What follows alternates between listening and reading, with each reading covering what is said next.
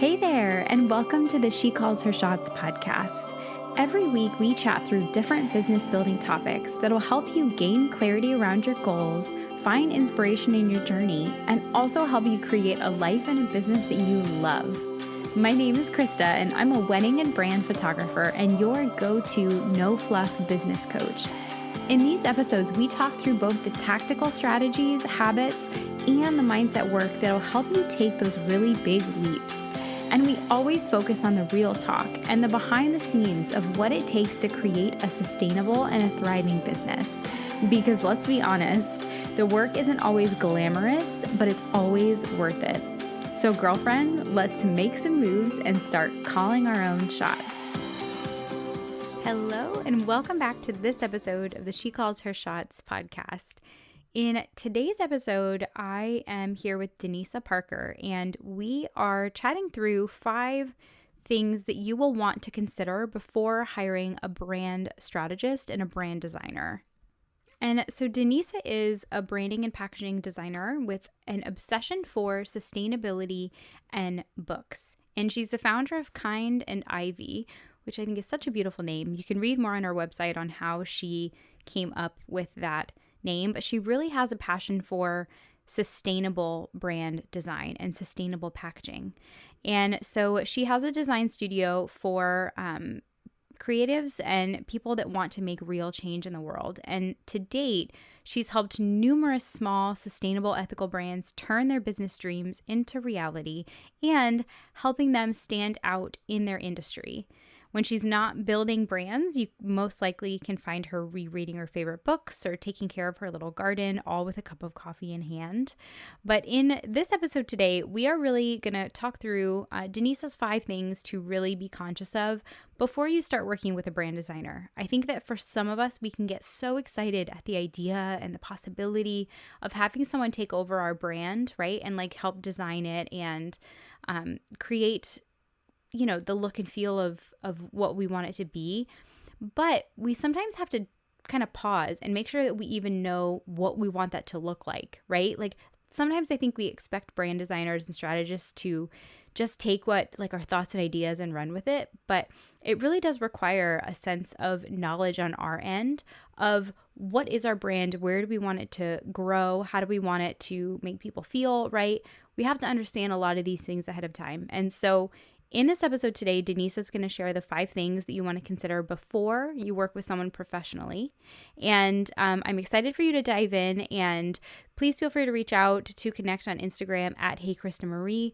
I'm also sharing how you can connect with Denisa as well if you're interested. But I'd love to hear from you and hear your takeaways from today's episode. And all of that said, let's go ahead and dive right into our conversation. Hello, Denisa. Welcome to the podcast. Hi, it's so nice to be here and finally chat to you. I know, I'm so excited. And as a fellow creative, I'm excited for the topic today. I know that I get asked a lot, like brand design, brand identity, brand values. All of these things are things that are so important, I feel like, to other creatives. So I'm excited for everything that we're going to chat about today. But before we kind of dive into that, I'd love for you to just give us a brief introduction. Tell us a little bit about who you are, what you do, where you're located, and all of that good stuff. Yeah, so my name is Denisa, and I'm the founder and lead designer at Kind and Ivy. So we're a branding and packaging design studio working with sustainable and conscious businesses. I really specialize in brand strategy and identity design.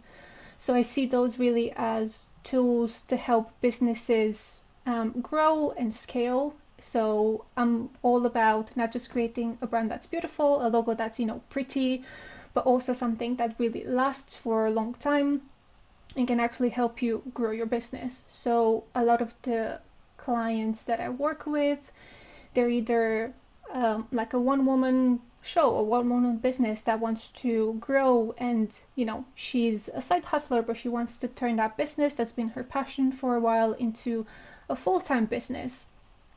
Or someone that they've been growing their business, but they want to scale even more, so they want to hire employees, or they want to make a bigger name for themselves in their industry. Or something that I always hear my clients when I have my first call with them is I want to be on the shelves of big stores. So something like Target in the US or, at department stores. And that's something that I hear quite often. So that's how I see branding really as tools to get businesses there. Yeah, and it is really such a, I feel like branding, it is such a personal thing, and because it evolves over time. Like I imagine you could work with someone and when, kind of initially when they're first starting off in their business, and then, if you were to rework with them like 5-7 years down the road, I imagine it's like it could feel like probably a pretty different experience even with the same brand or company, I would imagine. Yeah, absolutely. I think it will probably be a different business at that point as well. When you first start out, it's a very different business from, say, 2 years after you've started. Because when you start, you might not know as much as you do, you only learn through doing. So the more, you run your business, you understand what your business values are, where you stand for, what are the things that you'll never say no to, or who your target audience is, who your clients are. You get to know that as you run your businesses and as you go through it. So it's definitely evolving, for sure. Yeah, definitely. And I'd love to hear about kind of tell us a little bit more about when you first got started in your business. Like how did this evolve and kind of come to? Yeah, so I've always been really creative ever since I was a child. I'd always have that creative side and kind of dabbled into a lot of different creative outlets, and that's never left me. And it's always kind of progressed as I was growing up and into my adulthood. And in 2017, I finished my master's degree in environmental science, which really opened my eyes to this climate crisis that we're facing and left me with this sort of desire to make a difference. It made me want to do something about it and help others do something about it as well, inspire others in a way.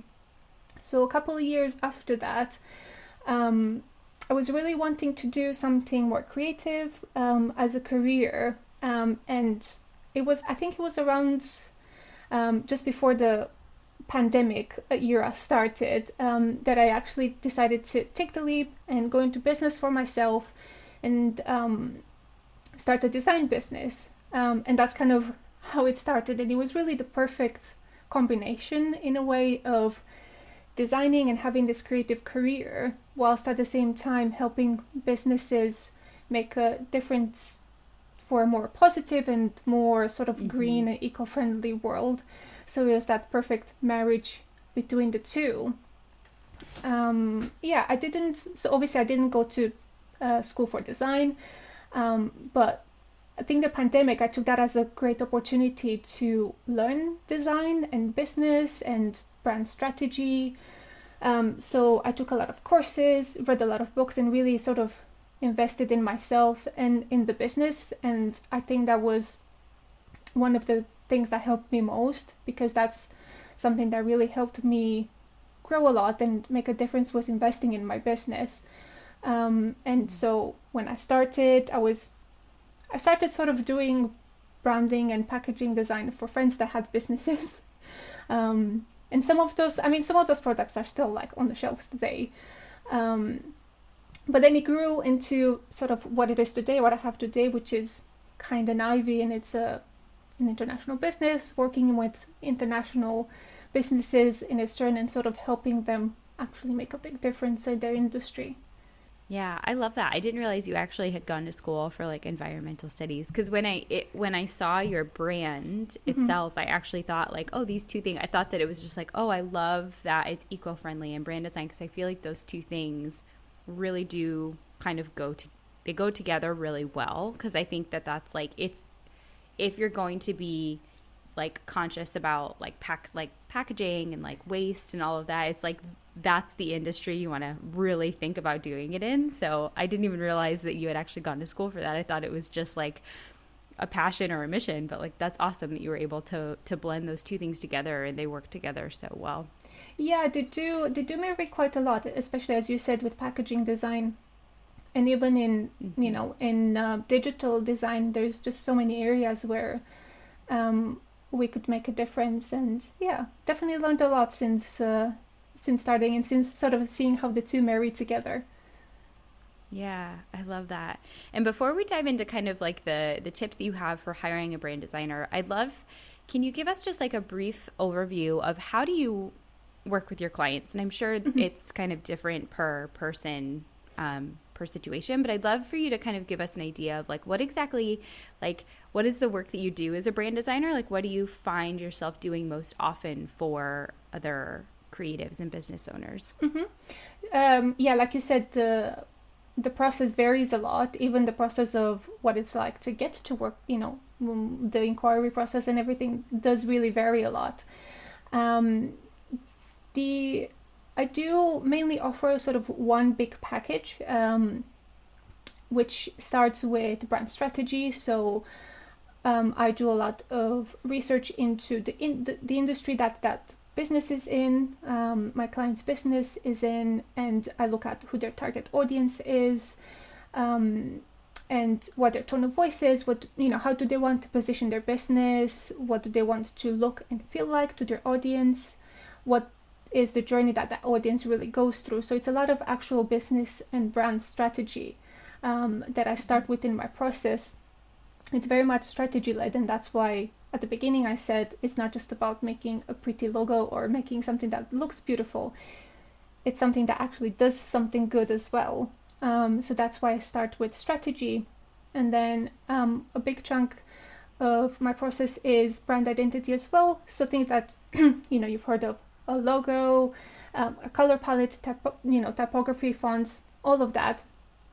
And then Mm-hmm. a lot of businesses might need sort of social media templates, for example, or stationery design. It varies a lot from business to business because we all have different needs in our business. So it's Yeah. important to sort of know exactly where you want to go in your business, to know what to do, Mm-hmm. and which things to design. So after brand identity, we move into packaging design, which, if you're someone that mainly sells products, it's a very important step of the process, because packaging itself is one of the main differentiators between brands. So if you, for example, go to a supermarket and you look at the shelf, one of the subconsciously as well, one of the first things that you think about when choosing a brand is the packaging, isn't it?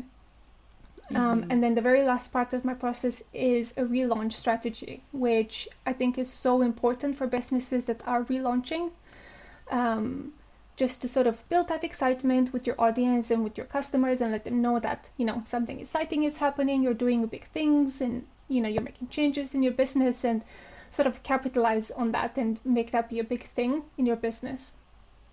So that's sort of Yeah, I think that's the really process. important because I think sometimes, yeah, sometimes we spend so much time on the actual like rebranding and we put so much work into it that we forget that we actually want to like get our audience excited. Like there's an entire launch time where even if things are kind of like done or finishing up, it's like you don't want to release it too quickly. You want to like build things up and get people excited and like really do a proper relaunch so that like you'll get the most amount of people that are actually like, oh, there's something new. Like I should go and check this out.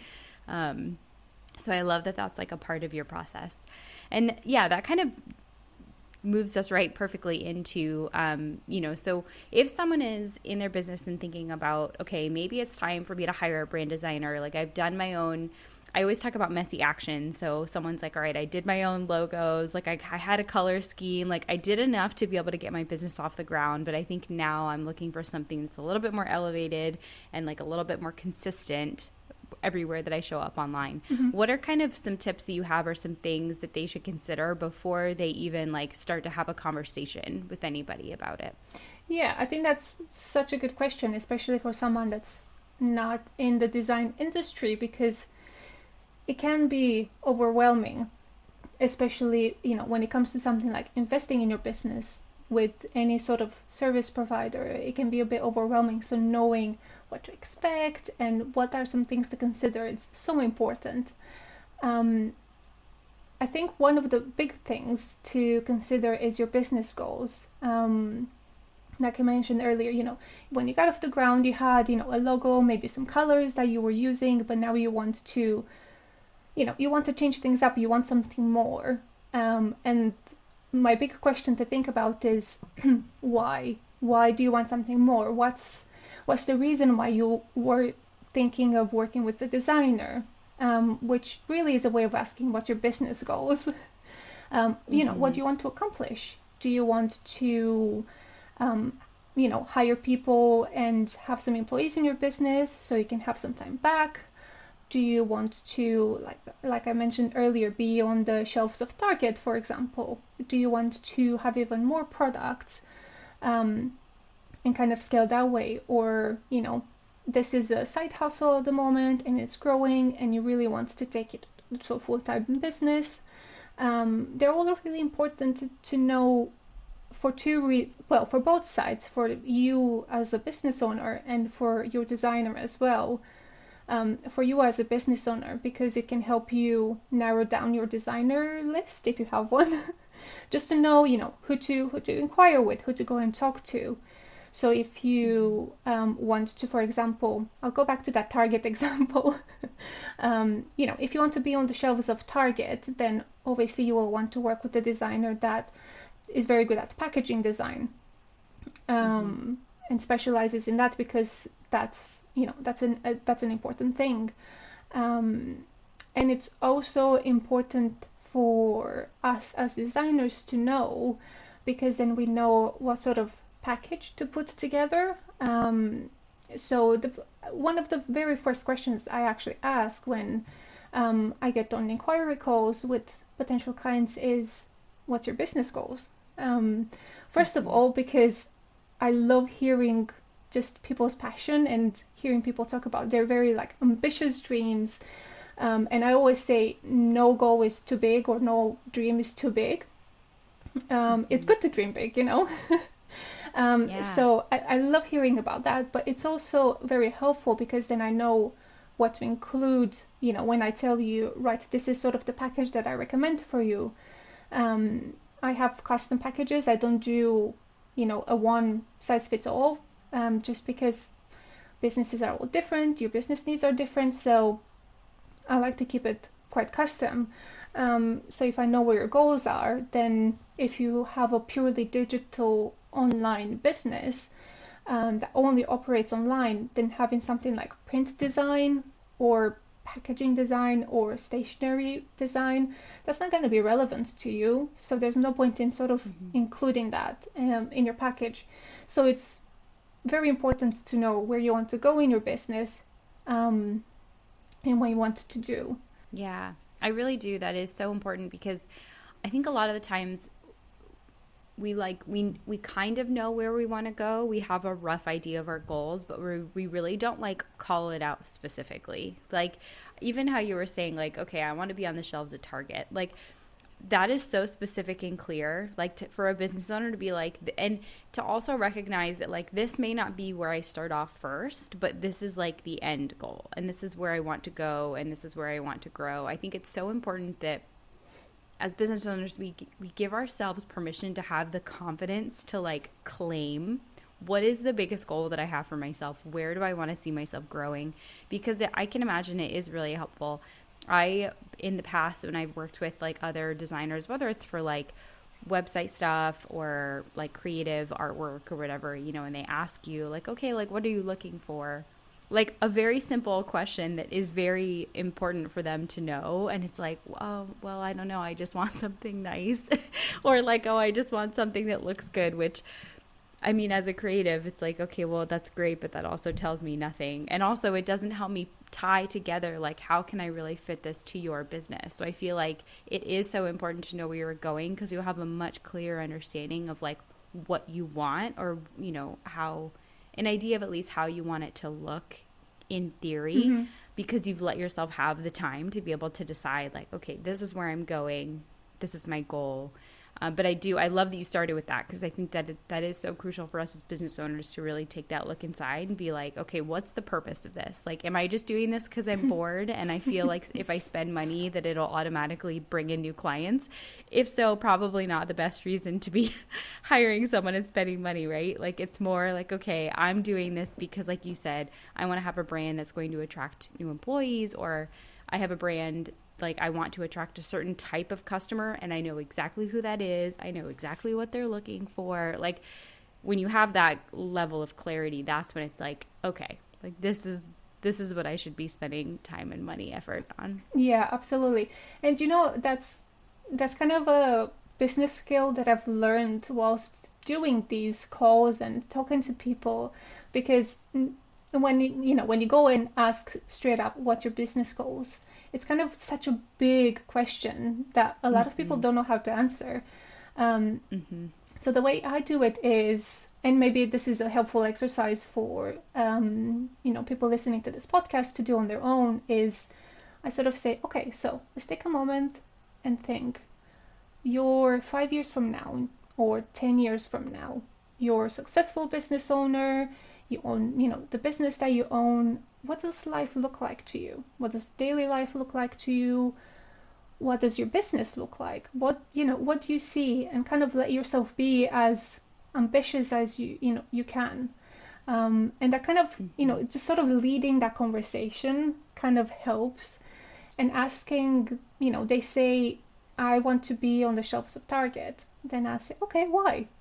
It's not to catch you out or anything. It's just because I want to Mm-hmm. see where you're coming from, and I want to see why that's important to you. And Mm-hmm. sort of asking yourself why, and then kind of digging a bit deeper can really help uncover like why you want to do this and what your goals are. So that's been a really sort of important skill for me to learn, and it's become a really helpful exercise as well for the people I work with in discovering what their goals are and where they want to go. Yeah, that's so important. Mm. That's a skill that I've also learned as a coach, because when you ask someone a very kind of big, broad question, the instinctual answer is, I don't know. And it's like, but the truth is that you actually do know. We just need to like give yourself space to be able to like dig down and like figure out what the answer Mm. is. But yeah, sometimes those bigger questions, it's like the first natural instinct is like, oh, I don't know. I haven't thought about that. It's like, that's okay. I'm not expecting you to be able to answer this on the spot, but let's think about it and let's like figure out kind of where this is coming from. Yeah. Hey there, just interrupting briefly to mention that if you're really enjoying this episode, you'll probably also love being on my email list. Each week, I send out tips and resources and inspiration to make building your business feel more fun. We dive deeper into the podcast episodes, we share relatable and sometimes embarrassing stories about the real life behind the scenes of being a business owner. And I love to share tips and resources to help make the journey feel a little easier and a little bit more enjoyable. So head on over to KristaMarieLynch.com and enter in your info to join.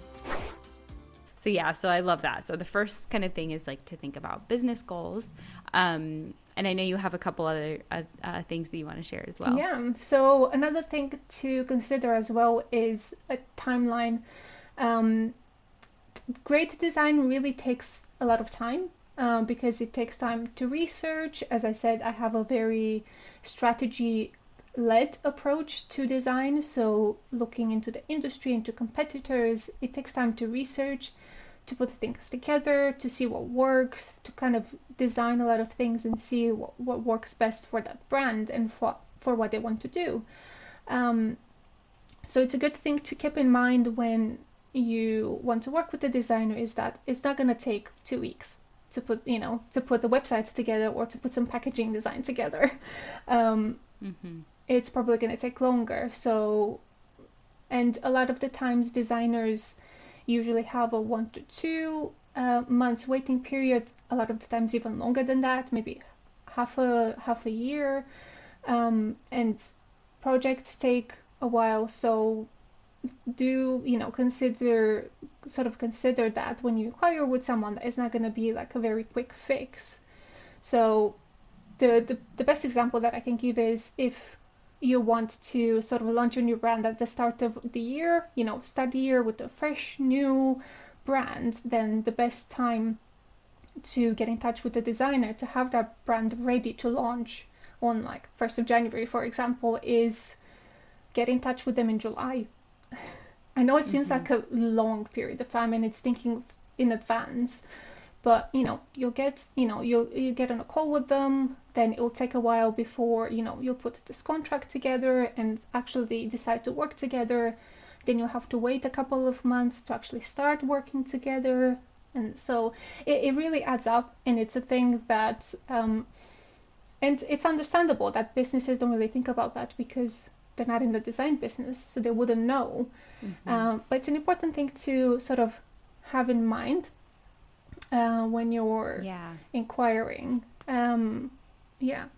Well, and I think that that's so important too, because sometimes I feel like if things are slow in our business, we try and we'll kind of make impulsive decisions on like, oh, maybe I need to do this. Maybe I need to change this. I had an entire episode kind of talking about this where it's like that feeling that you have or maybe it's just me, but I have a feeling like maybe some of the listeners can relate, but it's like all of a sudden you're like, I'm going to change my hair. Like I'm going to dye it a brand new color. I'm going to cut it all off, or like I'm going to get highlights, or I'm going to do something. Like it's these impulsive decisions that we get, and we just we don't want to wait. We want to do it right now. Like we're ready to make the change. And I think sometimes in our business, when things either we want to change things up, things aren't going well, it doesn't look the way we want it to, we kind of get in this mode of like, I want to make this happen and I want to make this happen right now. But I'm glad that you're talking about this, because brand design is definitely one of those things where you don't really want that to be an impulsive decision. You don't want that to be where, oh, I've never thought about this before, and then in the course of 2 weeks, I'm going to make these really big decisions about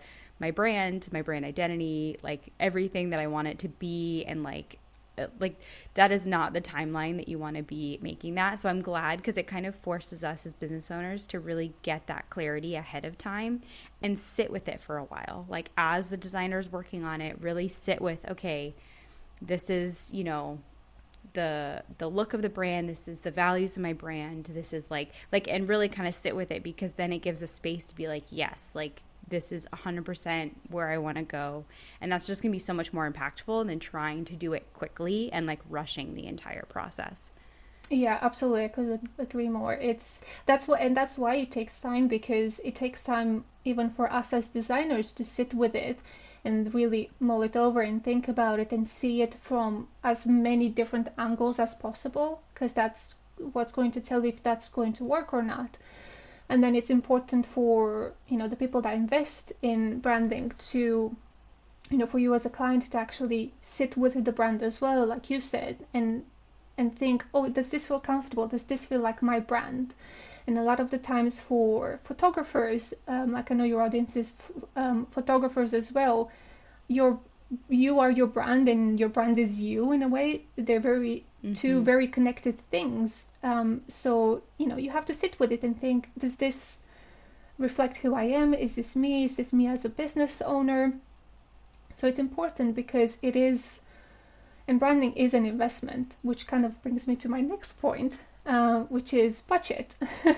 And it's a conversation that we all dread at some point in our lives, because, talking about money isn't always comfortable, and I get that. But I'm hoping that, what I'm going to share is going to help a little bit, and sort of give you that perspective of the other side, and kind of let you know what we're thinking at the same time, because pricing for branding projects varies a lot across the board. You can get logos for $5 on Fiverr, or for $10 on Etsy, and you can get branding packages that cost maybe millions, at least hundreds of thousands of dollars, for the really big companies.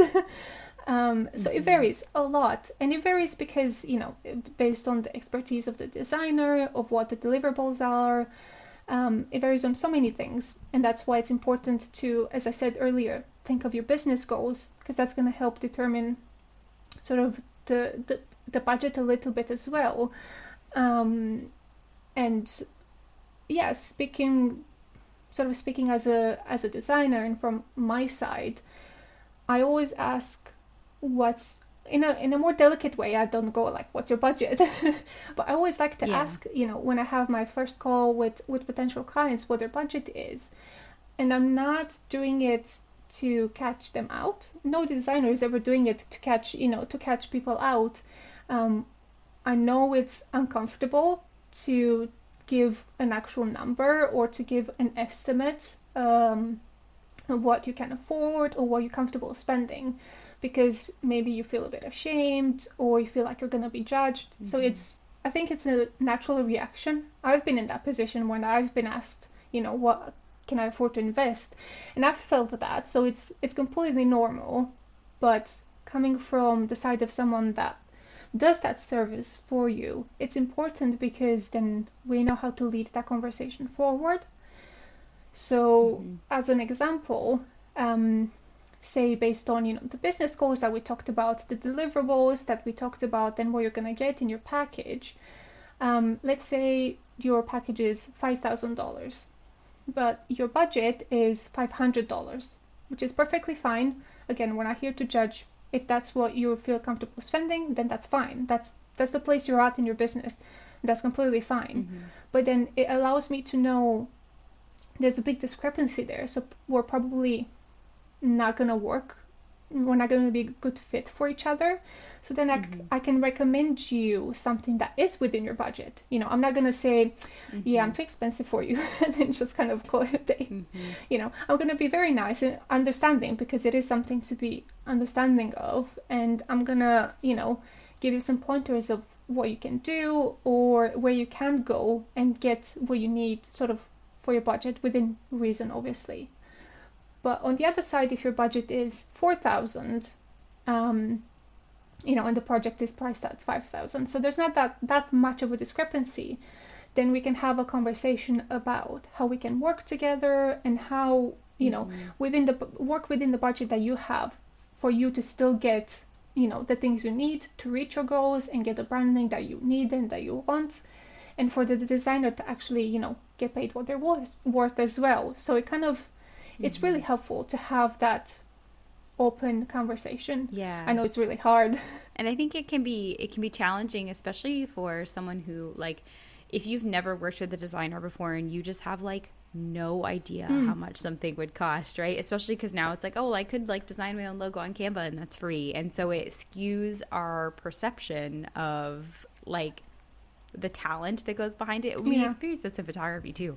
How many times do we hear someone say like, oh, like you take such beautiful photos, you must have a really nice camera. And it's like, yes, and I also know how to use the camera and how to like edit the photos and how to do all this stuff. So it's hard for anyone who's not in that field to truly understand the cost. So like being even maybe open about that on the call of like, I don't know what my budget is, but I also don't even know what to expect. Like, can we talk through what normal packages look like what they include, just to kind of like get an understanding? Because I think that can be really challenging for anyone who's not in it, is like, I don't even know how much this would cost. Yeah, and it's, to be honest, it is what I think is a problem in the design industry, is that designers don't put prices up. And in a way, it's understandable. For me, for example, I don't have a fixed price. I price based on the deliverables, on the timeline. So it's, I don't have a very fixed price. Yes, I do have a starting point. Well, it's hard to even have like a starting price, because if you're doing a small project for somebody, that's going to vary too. So that makes sense. Yeah, absolutely. So I do understand that designers don't really want to put prices necessarily, but having just kind of a range. I have a range on my website, so people kind of have an expectation, so they know that they're not going to get a full brand and packaging design for $300, for example. Right. So kind of in a way that's, I won't get people coming in and talking to me about it when they're going to have such low budgets.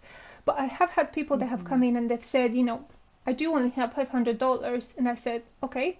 But then we managed to have an open conversation about it. And I explained sort of where I'm coming from and why design costs what it costs and why it's so valuable. And why there's so much time and resources that go into it, and then they sort of understand more.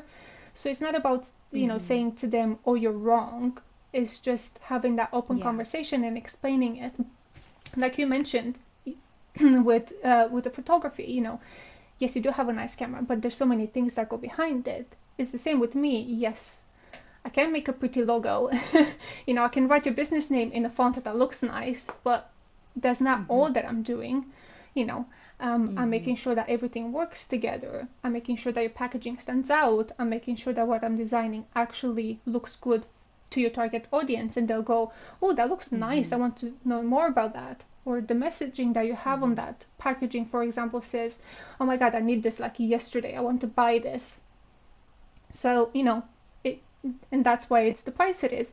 So it's just, again, having that really open conversation about it. Yeah, totally. And I know you had another point that you wanted to share too, so you can go ahead and jump right Yes. into that. And it's something that I really do want to talk about because I actually don't see it talked about a lot, and that's values. So thinking about your business's values, but also looking for working with the designers that share your values. And it is so important because we're now in this era of H to H business, as it's being called, which is sort of human to human or heart to heart. So we're not a sort of B2B, business to business anymore. See more and more people that choose to spend money with businesses that have values that align with their own values, and then boycott businesses that don't align with them.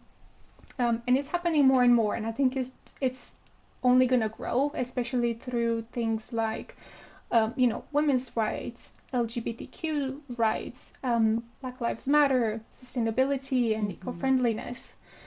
So if you have values like these in your business, or any other values like leading with empathy, being very kind and transparent, then it's important to look for designers that share similar values with yours. Because, well, first of all, it's important because you're gonna obviously get along better, and it's that sort of connection that the two of you have. But it also shows to your customers that you stick to your values, and that you're not gonna steer away from them. And so that helps you build even more trust with your audience and with your customers. And that's gonna lead to more sales and customers that keep coming back. So who doesn't love that?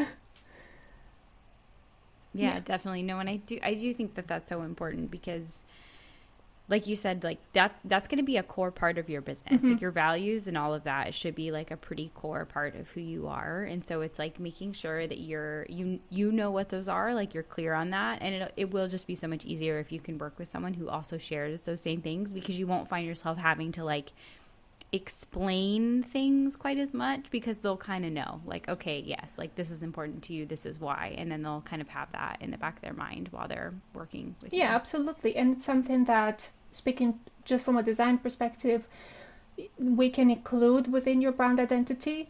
So, like little nods to a lot of the businesses I work with, they have kindness and sustainability or transparency as their business values.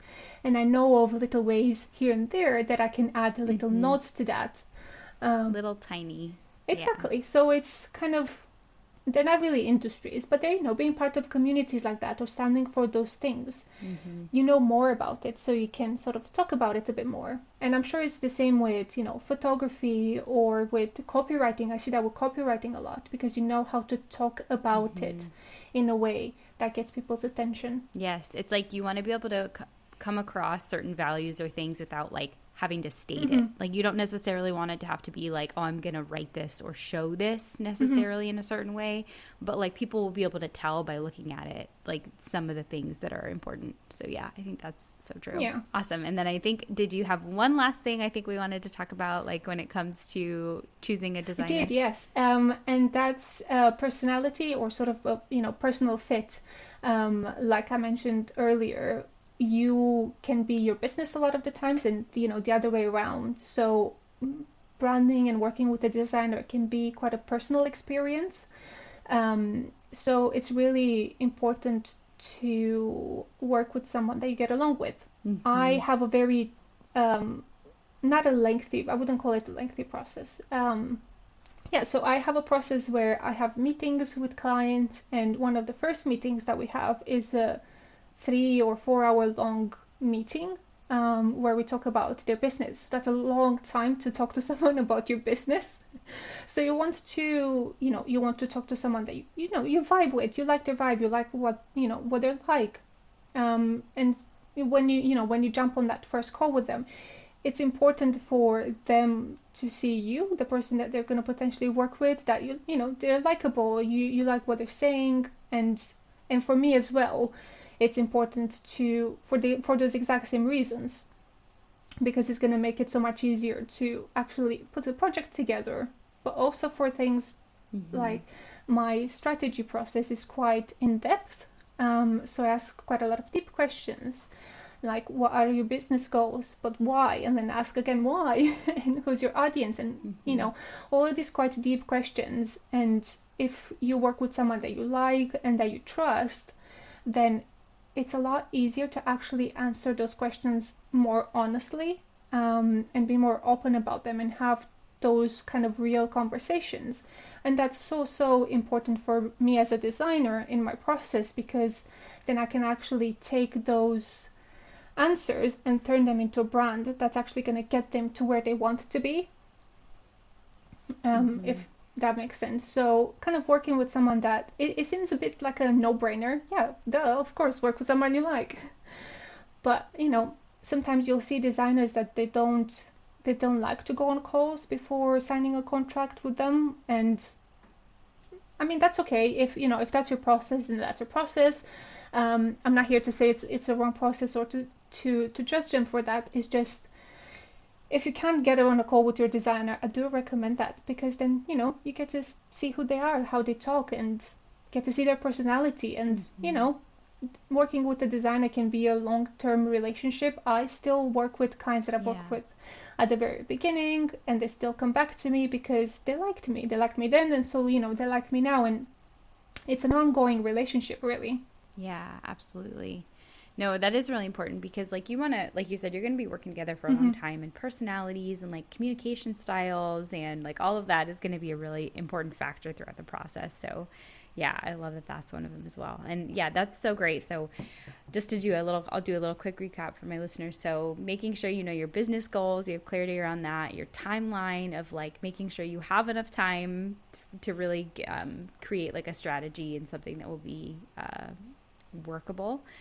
Your budget, of course, your values, and then also the personality. So yeah, those are so great. Thank you so much for sharing those. And I always love to ask my guest host as well. Like, has there been kind of switching gears a little bit? Has there been any sort of like a book or a resource or something that, as you've grown your business along the way, that you feel like has really helped you in some way? Like whether it helped you grow in a certain way or kind of like made you think about something in a different way. Has there anything that you've kind of consumed or read or listened to that you like to always recommend to other business owners? Yeah, I actually have two things. Just because I like to go a little bit extra. So the first thing is something that's really helped. It's sort of a game-changing thing for my business, and I know a lot of other business owners and entrepreneurs will relate to it, and that's kind of understanding who you are as a business owner and kind of just embracing it and going with it. So for me, I'm very introverted and I'm really quite shy at the beginning, before you get to know me, before I get comfortable with someone. So when it comes to marketing, especially, it's kind of hard in a way to do all those things that you see everyone doing, especially if you're on Instagram. You see people say, oh, you should show your face on stories every single day, and you should do reels and Mm-hmm. film on reels and do all these things. And whilst they can work with some people and they're great, they can allow you to, for your audience to see who you are and all of that. It's not for me. It wasn't working for me. I didn't like it because I felt disconnected from it. Um, I didn't enjoy filming reels, and it just didn't feel like it was me or it was the business that I wanted to run. So I went back to the drawing board, and I thought about, right, so what were the things that brought me clients, but that I also really enjoyed. And those things were doing sort of one-to-one conversations, like, this podcast, or teaching people. So through free webinars or seminars or lectures. And that really allowed me to sort of connect with people more instead of just kind of pointing at the camera and filming a 30-second reel. That's, it's really hard to condense a lot of stuff in 30 seconds.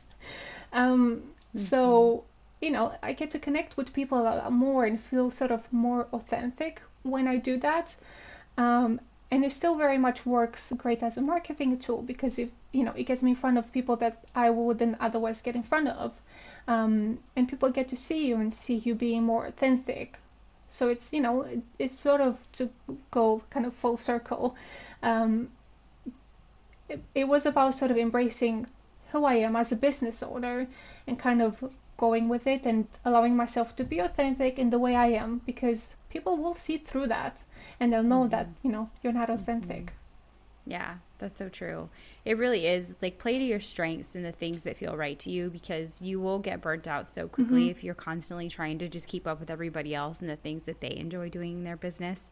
That is the quickest way to lead yourself to burnout. And like your audience will feel it too. If you're not in your, like, they call it like your zone of genius or like the things that really feel right to you, like it'll be obvious to you and it'll be obvious to everyone else. Yeah. Also. So be comfortable sticking with the things that feel right for you. Yeah, absolutely. And you'll see once you start to do that, your business kind of booms, in a good way. That you'll get to connect with people that have the same values, like we talked about, that align with who you are, and you'll have more sort of real connections with people. Yeah, business is already hard. Growing a business and all of that already has its own challenges. Like, we have to learn to stop making it more challenging by like forcing ourselves to do things that we don't want to do, because it's already hard enough to grow a business. So like let yourself be aligned with your actions that you're taking and like how you're showing up. So yeah, that's so true and so important. Well, this was so wonderful. Thank you so much for sharing everything today. I'd love for you to let us know, how can we find you? How can we connect with you? All of that. Yeah, so you can find me mainly on Instagram, even though I just said no reels. I do mainly sit on Instagram, and it's the easiest place to connect. And it's at kindandivy.studio. And you can find my website at kindandivy.com. Perfect. And I'll add the links for those into the show notes as well. You. But thank you so much, Denisa. This was so great. I'm just grateful that you were willing to come onto the podcast today and just share so openly. So yeah, thank you. It was such a pleasure. One last thing before you go. I'd absolutely love it if you left a review on Apple Podcasts. Or if you've already left a review, I'd love for you to share this episode with your business bestie. I love getting to shout out my listeners on the show, and the more listeners that we have, the more that I can help others create a thriving and sustainable business too. Thank you so much again for being a part of this community, and I can't wait to hear your takeaways from today's episode.